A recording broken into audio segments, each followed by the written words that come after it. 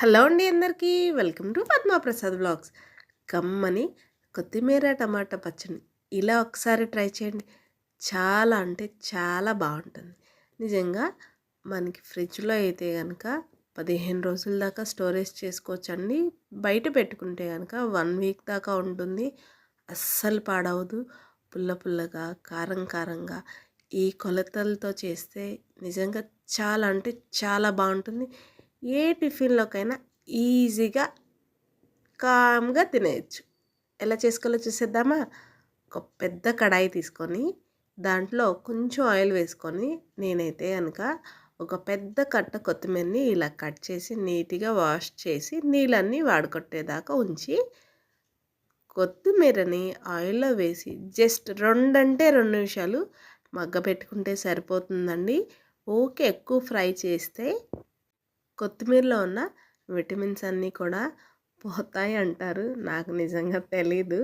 So అందుకని నేను just పచ్చి వాసన పోయేదాకా 2 నిమిషాలు మగ్గపెట్టుకుంటున్నాను. చూడండి, చాలు. ఈ మాదిరిగా మగ్గితే చక్కగా ఇప్పుడు దీన్ని తీసి మనం ఒక బౌల్లో పక్కన పెట్టేసుకుందాం. మీలో ఎంతమందికి కొత్తిమీర టమాటా పచ్చడి అంటే ఇష్టం? నా కొడుకండి, వాడికి టమాటా పచ్చడి కానీ లేదా కొత్తిమీర టమాటా పచ్చడి కానీ అంటే చాలా ఇష్టం. ఇంకా వాడికి అది ఉంటే చాలు, టిఫిన్స్లో కామ్గా తినేస్తాడు చట్నీ అడగకుండా. అంత ఇష్టం వాడికి. వాడి కోసమైనా నేను ఖచ్చితంగా చేసి పెడుతూ ఉంటాను 15 డేస్కి ఒకసారి అలా. కొత్తిమీర తీసి మనం పక్కన పెట్టేసుకున్నాం కదా.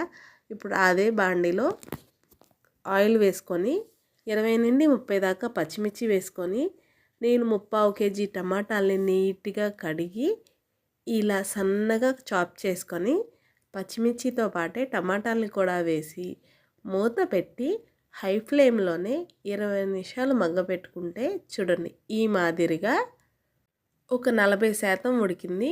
నీరు శాతం అనేది నిదానంగా టమాటాల నుండి బయటకు వస్తుంది కదా. ఇంకొకసారి ఇలా మొత్తాన్ని కలిపేసేసి మళ్ళీ మూత పెట్టి ఇంకొక 10 నిమిషాలు మగ్గపెట్టుకుందాం. చూడండి, 10 నిమిషాల తర్వాత మీకు చూపిస్తున్నా నేను.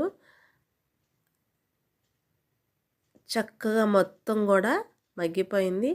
లైట్గా అడుగంటుతుంది అన్నప్పుడు ఇంకా మనం లో టు మీడియం ఫ్లేమ్లో పెట్టేసుకొని ఇలా ఒకసారి మొత్తాన్ని కలిపితే చూడండి గుజ్జులాగా ఎంత బాగా మగ్గిందో కదా.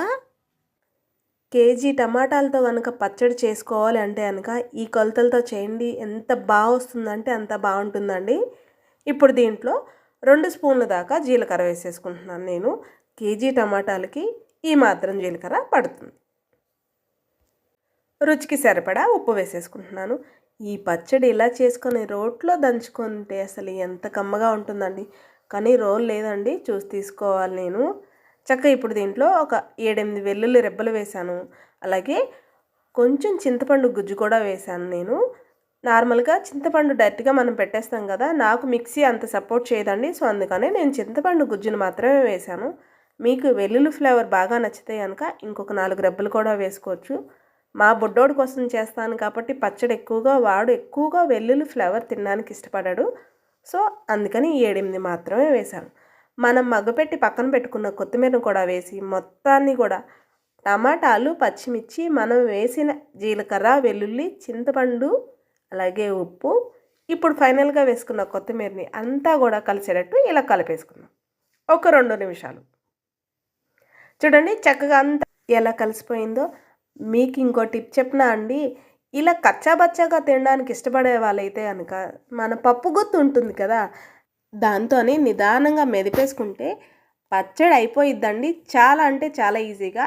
కాకపోతే నేను పిల్లల కోసం చేస్తున్నాను కాబట్టి వాళ్ళు తినడానికి ఇష్టపడరు. చూడండి 2 నిమిషాలు మూత పెట్టి మగ్గపెట్టేసుకుంటే ఇంకా ఎక్కడైనా నీరు శాతం అనేది ఉంటే కూడా అది కూడా ఎగిరిపోతుంది. ఇంకా చూడండి మొత్తం అంతా కూడా దగ్గరగా అయిపోయింది కదా. ఇంక ఇప్పుడు దీన్ని మనం మొత్తాన్ని కలిపేసేసి చల్లారబెట్టేసుకుందాం.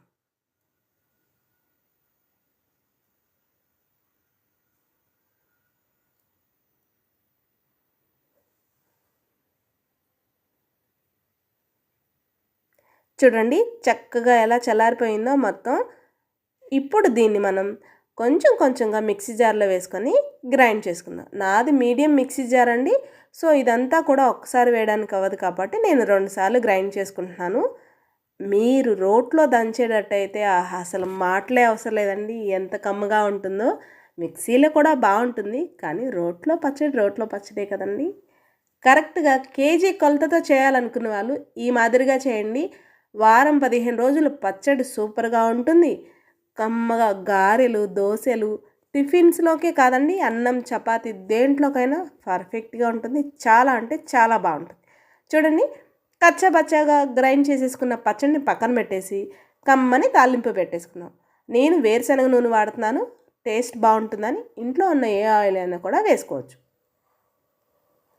ఆవాలు, జీలకర్ర, పచ్చిశనగపప్పు, సాయమినపప్పు, కాడలతో సహా కట్ చేసుకున్న ఎండుమిర్చి, ఒక్కసారి మొత్తాన్ని కూడా వేయించుకుందాం. తాలింపు ఎంత బాగా వేగితే అంత టేస్ట్ వస్తుందండి పచ్చడికి. ఇప్పుడు దీంట్లో 1/2 టీ స్పూన్ దాకా ఇంగువ వేస్తున్నాను. ఇంగువ నేను చాలా ఇట్లో వేస్తానండి, టేస్ట్ బాగుంటుంది, అలాగే గ్యాస్ ఫామ్ కూడా అవ్వదు. ఇప్పుడు ఒక గుప్పెడు ఫ్రెష్గా ఇప్పుడే కోసుకొచ్చిన కరివేపాకును కూడా వేసి తాలింపు ఎర్రగా గుమాయించేటట్టు వేయించుకొని మనం పచ్చడిలో వేసేసుకుంటే కమ్మని టమాటా కొత్తిమీర పచ్చడి రెడీ అండి.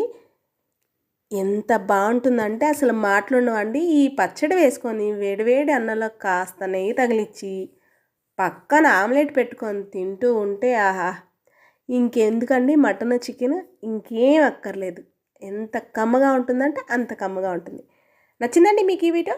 అయితే లైక్ చేయండి, మన ఛానల్ని ఫాలో చేసేయండి. నేను మరిన్ని కొత్త వీడియోస్తో మీ ముందుకు వస్తాను. అలాగే మీరు కూడా ట్రై చేసి ఎలా వచ్చిందో నాతో తెలియచేయండి.